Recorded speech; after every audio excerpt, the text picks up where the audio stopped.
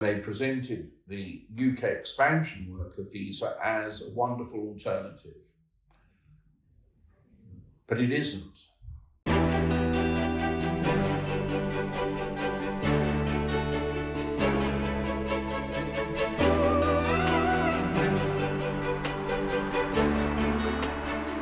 Hello, I'm Harvey Shulman.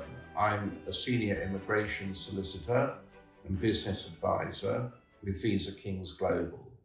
I've had a lot of experience, not just in the law, but in business, and I try and use that experience to help clients.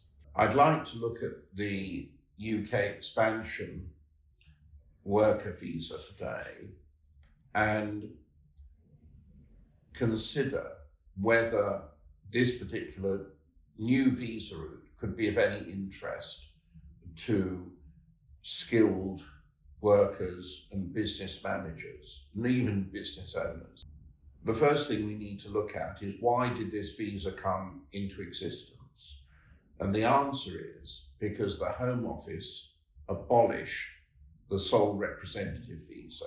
I personally think the reasons given are not completely straightforward. In my personal view, the reason the sole representative visa was abolished was because too many people were trying to get it.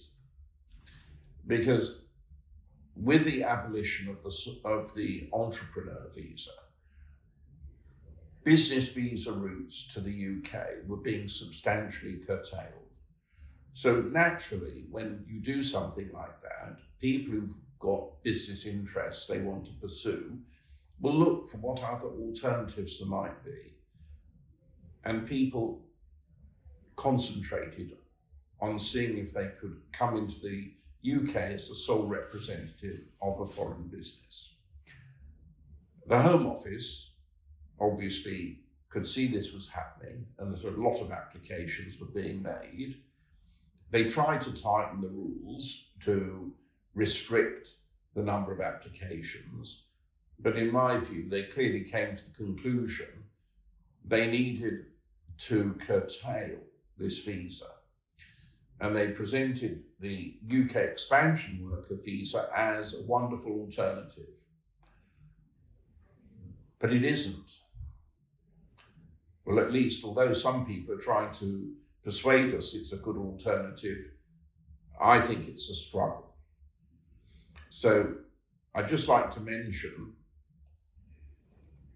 a few points as to why this particular visa is unattractive.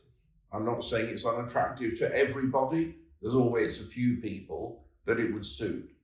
But to the sort of people that used to go for the sole representative visa, or even the entrepreneur visa, these are reasons why, in my view, this particular visa is not attractive. One particular reason is that you cannot get permanent residency through this particular visa route.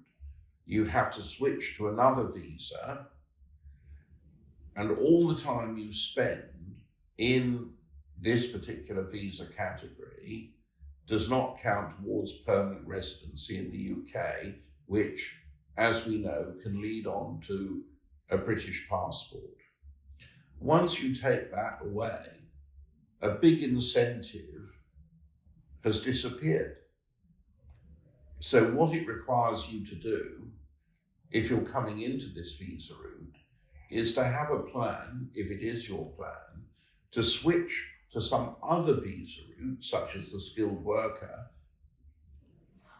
when you're in the UK, and which would lead you to permanent residency. To my mind, this is a very big drawback. The other point you would obviously consider is, why would senior managers come to the UK with their family on a situation where they have no permanency? They bring their children, their schooling would be uncertain. You don't want to put children in school and then have to take them out after 1 or 2 years. So little consideration has been given to the personal circumstances of the people who would be coming under this visa, and why it might be exceptionally hard for companies who did want to expand a business in the UK to persuade the right people to come. So these are just a couple of observations on this new visa, which you may want to bear in mind.